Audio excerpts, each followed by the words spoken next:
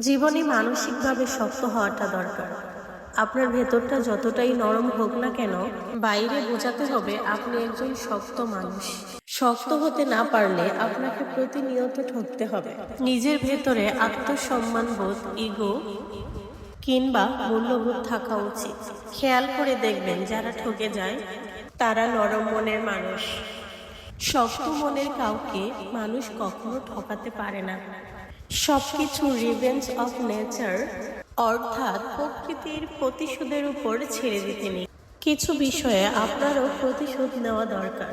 যে আপনাকে যতটুকু অবহেলা করে, কষ্ট দেয়, তাকেও সেই পরিমাণের অবহেলা কিংবা কষ্ট ফিরিয়ে দেওয়া উচিত। জীবনে ভালো থাকার জন্য হলেও একটু কঠোর হওয়ার দরকার। যে কোনো কিছু মানুষ সহজে পেয়ে গেলে সেটার মূল্য দিতে জানে না। মানুষ হিসাবে আপনি সহজ হতে পারেন, তবে সস্তা কিংবা সহজলভ্য হতে যাবেন না।